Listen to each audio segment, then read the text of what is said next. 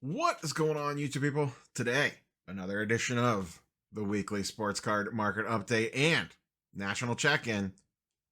At time of recording, 24 days away. That means you are all 23 days away. Tack on another 2 weeks to that, and we will be at Fanatics Fest in New York City. Looking to be a very busy summer. The heat has definitely hit in Ohio. It has been hot as hell here the last week or two. Hopefully things cool off over the next 3 weeks before we get to the actual national.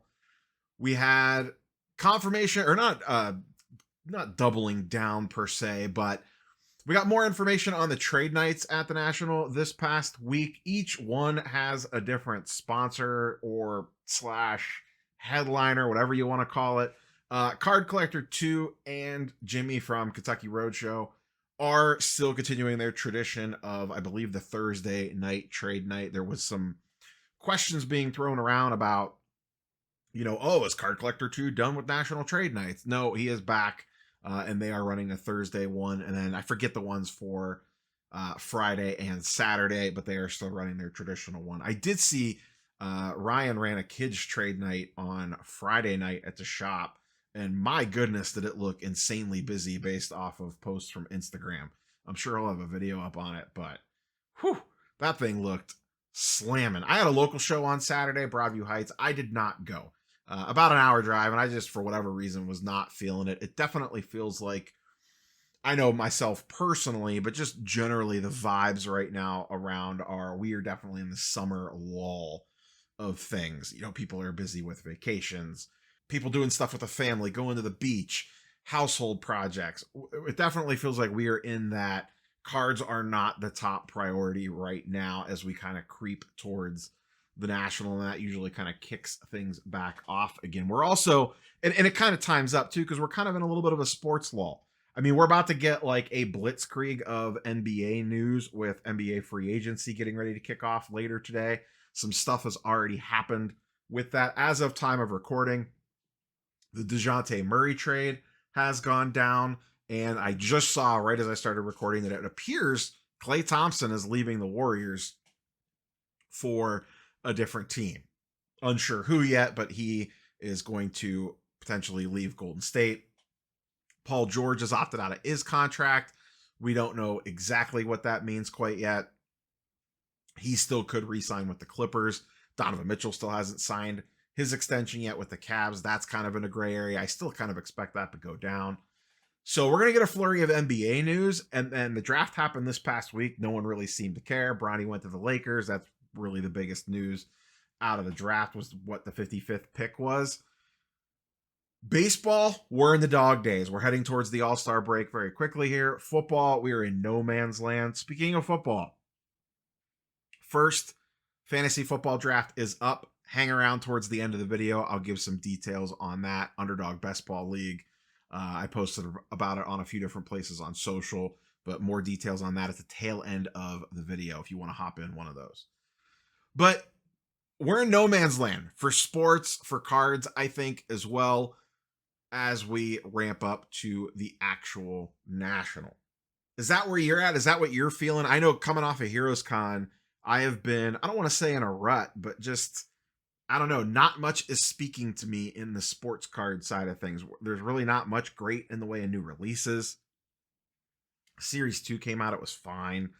There was all the all the nonsense about Topps Chrome Baseball, but that's not actually out yet. I guess we should be getting Bowman Chrome at some point in time here. We haven't heard a peep on Topps Chrome Basketball from Fanatics and their football product. Maybe they're holding that for Fanatics Fest. Maybe something's going to drop at the National out of the blue. I don't know. But we have gotten no more additional details on that from its initial, launch or being talked about at the Topps conference a couple months ago.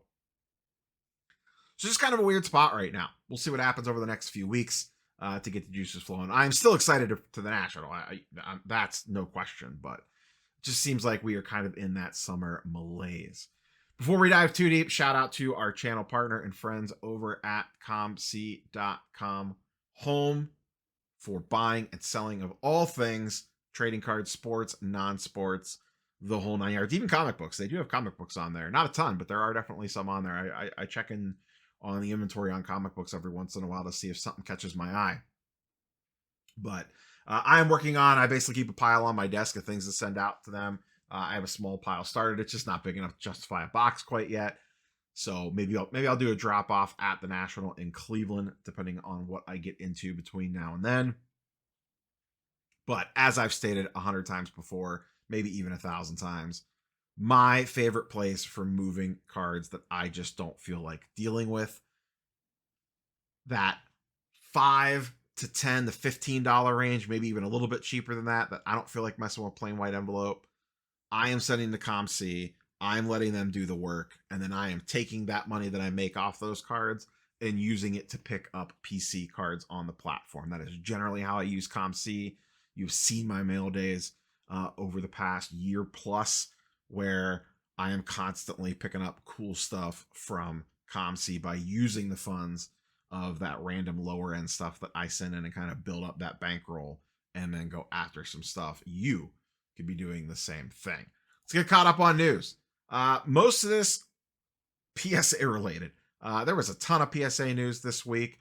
Just to touch on a couple of these quickly, because it's things that we've already discussed, and then we have something that we haven't discussed yet. Flow lines, that's the little cracks in the corner of the slabs. They are reverting back to their old production slabs until they get this figured out. They hope the new ones are back in a couple of months. And there will be details on some sort of free reholder service regarding those flow lines if you have them. They also launched graders notes this week, as discussed multiple times.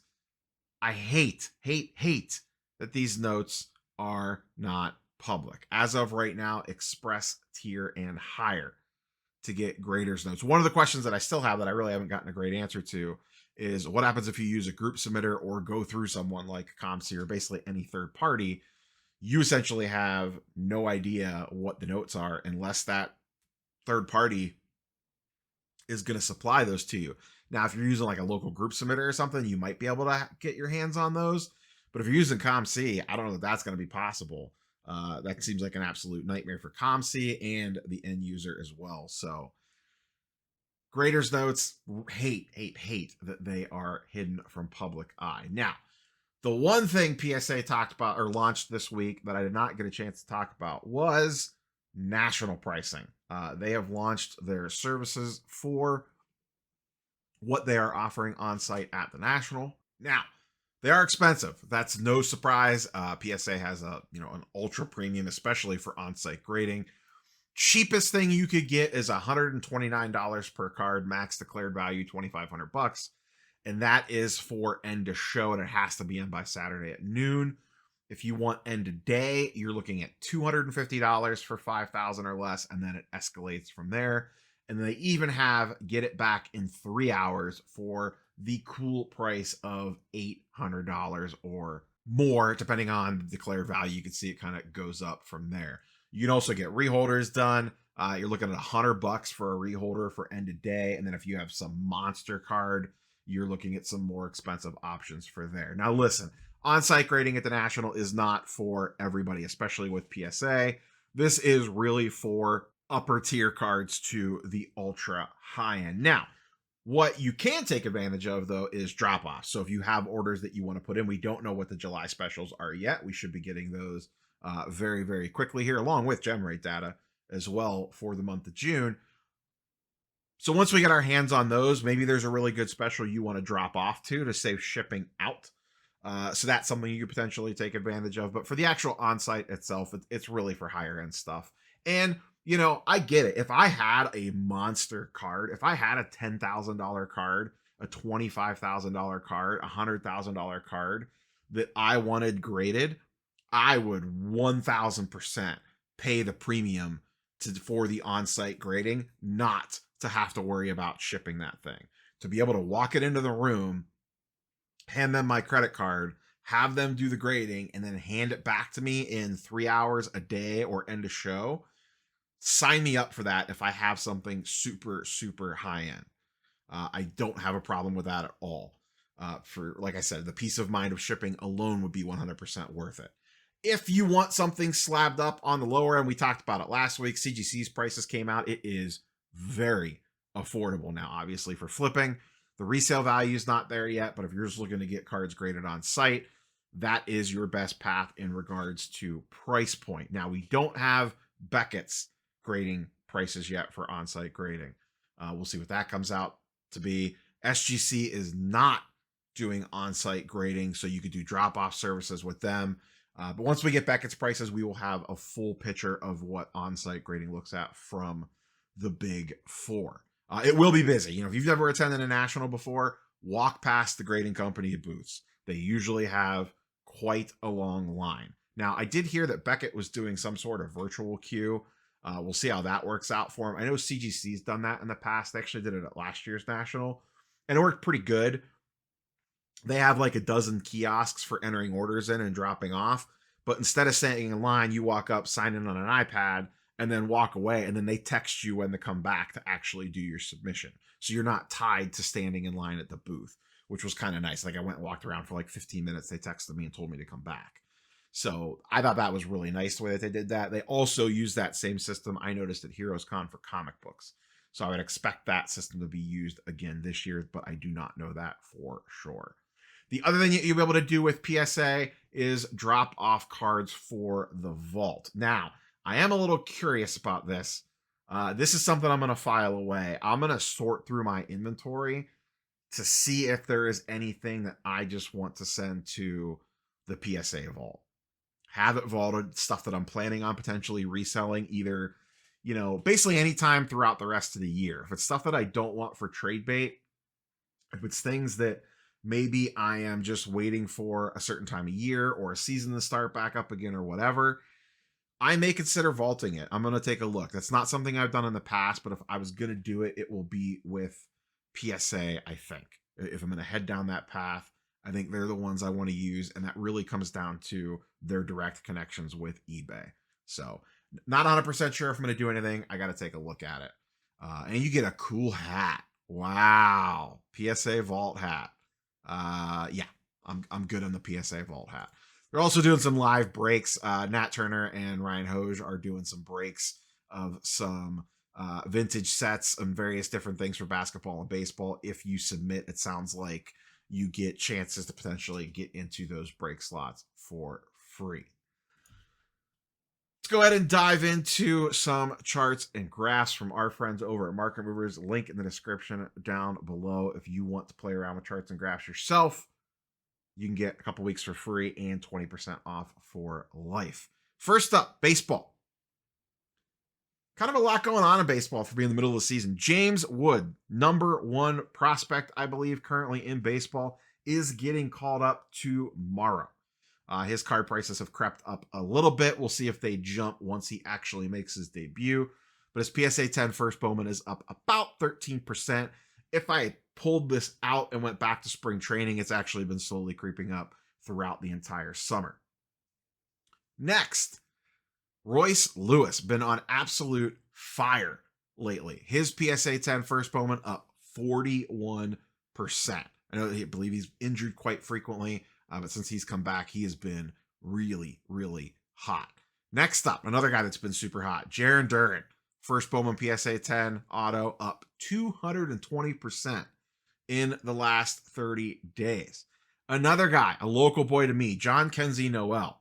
I had a bunch of his stuff laying around. I have been selling it like hotcakes this week on eBay, and I might have been better off to wait a little bit. I have a couple cards left. He hit a home run in his first at bat after being called up. He hit another one earlier today, and once again, I'm recording on Saturday afternoon while the Indians are actually playing. His first Bowman PSA 10 is up 200% over the last 30 days. Noel is an absolute monster, at least for hitting the baseball. He's probably going to strike out a ton. He'll be like a low average, huge home run guy if he could stick. But he's having a strong start so far. I absolutely love that dude. Just an absolute monster at the plate. He was leading, I believe he was leading AAA in home runs when he got called up. There's just not a lot of places for him to play. That's the tricky part. And then his teammate, Stephen Kwan. He's batting basically 400 on the season right now. It's absolutely insane. A little bit less than he's dropped off, but he was flirting with 400 for quite a while. His stuff is finally starting to get love. I have Heat now. The interesting thing about Quan, he does not have a first Bowman auto. So that kind of, a lot of the people like always gravitate to that first Bowman auto. He does not have one. Just for the sake of a chartable card, I put up his Topps Update SP. So this is his short print variation. Cool image. PSA 10 up about 133% over the last 30 days, about 167 of those in the population report. But his stuff has really crept up over the last month or two.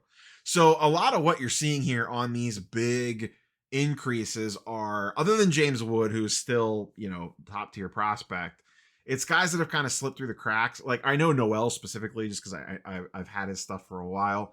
He was a really big prospect in like 23, and then everyone kind of forgot about him. His stuff dropped way down, and then now it has shot way back up again. Same thing with Duran. He was a pretty popular prospect, just kind of never caught on, and now he's gotten super hot.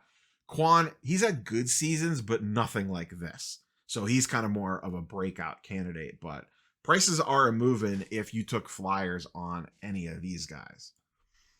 Basketball, as I discussed earlier, we are in full Woj bomb season. We've had a couple big moves already. The two biggest ones, the Mikal Bridges trade, and then earlier today, the DeJounte Murray trade. Bridges stuff going absolutely crazy. Over the last 90 days, he is up 173%. His silver prism was $60 when he was in net. He is now, that's the average. It started at, what was this thing at? Like $50. And now it is up to $125. DeJounte Murray also up to $125. That's up 140% with his move to the Pelicans. Crazy jumps for those two guys. And like I said earlier, I expect a lot of other craziness as we kind of head through the beginning part of this week. So if you got random guys laying around that are potentially on the move and you're looking to exit out of them, pay attention to the Twitter sphere, because someone's card prices could be going nuts if they get traded or signed with somebody else. Just checking in quickly on the NBA Finals, guys. I was curious to see how their prices have held now that we are about a week after the crowning achievement. Luka's stuff has actually flattened out. We kind of talked about this last week with him dropping below $1,000 for a hot minute. It ended up popping back up and is sitting back in that $1,200 range. So it feels like that there might have been a very limited window of time to buy in there, but has already popped back up a little bit. My guess is as we head throughout the summer, now they're rumored for Klay Thompson. Maybe they make some other deals, but I have to imagine that this card's probably going to hold pretty steady out, unless something wild and crazy happens, probably in that $1,000 to $1,200 range, kind of like it has been for a while now. Just kind of seems to be where this card likes to sit. As we discussed, Tatum and Brown got the biggest bump. Tatum got a little bump, but things have settled in now over the last 30 days, and most of this being in the last couple of weeks. Tatum's down slightly, 20%. Brown's flat at 1% increase. He had his big increase in the run throughout the playoffs. Tatum had his modest increase in the run throughout the playoffs. And now it appears they have kind of settled in. Tatum at around that $800 mark for his silver PSA 10 prism, and Jaylen Brown around that $350-ish mark for his silver PSA 10 prism. Let's do a little check-in on football. Spoilers, not a lot is happening. This is silver prism rookies, PSA 10s, over the last 90 days. So I sorted by increase. The number one guy is Justin Herbert. We have Kyler, but notice only an $85 increase. It is 30% for Kyler.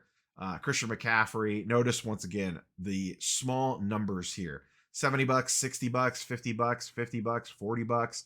I scroll down to the bottom of this page. There's 20 cards listed on here. The bottom of this page worth $13. So there's just not been a ton of movement. Now, some of the percentage increases are okay. Like Myles Garrett's up 54%. That's only $63. But nothing crazy is happening. And the reverse is true as well. If I flip this thing around and look at the biggest losers, Burrow is number one, down 225. It's only a 10% decrease. Same with the number two guy, Trevor Lawrence, down 12%. $150 decrease. And then once again, if I scroll down, we get to player number 20 on this list, and it's only a $12 drop. Dalvin Cook at 13, 15 bucks, 15 bucks, $17. Basically what I'm trying to say is over the last 90 days, the football market really has not moved that much at all, up or down. Very stable for the most part. Now, obviously there's a few exceptions to the rule there, but generally speaking, not a ton has been happening, at least in the Silver Prism side of things. Now, will things ramp up? We are heading towards that time. People are starting to talk about fantasy football, myself included. People are starting to, I know a couple of my main drafts, my big leagues, started throwing around dates to get those things scheduled, which actually sadly sounds like I might have to miss the Shipshawana show because of my main fantasy football league, I believe, is going to be drafting that weekend. Not 100% on that yet, but it is not looking good for me and the Labor Day Shipshawana show. So do we start seeing a little bit of ramp up on football as people kind of exit the summer mode and start thinking ahead to the upcoming football season? That's usually what the National banks on. Usually by the time you get to the National, it is peak football craziness, but we have not really seen that happen yet. Still 3 weeks to go, a little over 3 weeks. So still plenty of time. I'm still waiting for the influencers to come out and tell me to start buying, all the random quarterbacks, the Sam Howell, what was it last year? Sam Howell and Ritter and all those clowns that they were all running out and buying, and then their prices went to the moon and back again. So we'll see. We'll see who gets the pump here as we head into the summer months. That pretty much wraps it up. As always, curious for your thoughts and comments down below. If you want information on the Fantasy Football League, hang around. We'll cover that next. But if not, I get it. We'll catch you boys and girls on the next one. Now, Fantasy Football League, pretty simple. Underdog, best ball leagues. The first one will be $5. It's a 12-person league. There's actually already some people in it. I posted this around the various social platforms. It's a slow draft, which means once it fills, the draft starts. You have 8 hours to make your pick. And then you don't have to worry about setting your lineup. It's a best ball league. The software does everything for you. That's why I like using it, because it's nice and simple, and they have the option for slow drafts. If this thing fills super fast, I will run more of them. I'll get this one started, let it run for about a week, and if it fills right away, maybe start up another one the following week.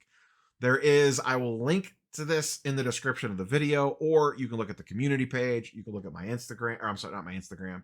You can look at my Twitter page /X, or in my Discord. I posted the sign up link, all of those places. You do have to have Underdog available in your state. I know there are some restrictions on that. If you're already an Underdog, you can just pop in, throw the $5 in, you're good to go. If you're not a member of Underdog, I do have a promo code where you get a deposit match up to $50. So go ahead and check that out. It'll be in whatever I post around the little link for the sign up. So any questions, feel free to fire away, but it's pretty much plain and simple. It's very, very easy to get up and running. I've been doing these for a few years now for a lot of the different sports. So that is all I have for you boys and girls. If it's filled already, like I said, I'll get another one fired up pretty quickly. So that's all I got. Catch you on the next one. Peace.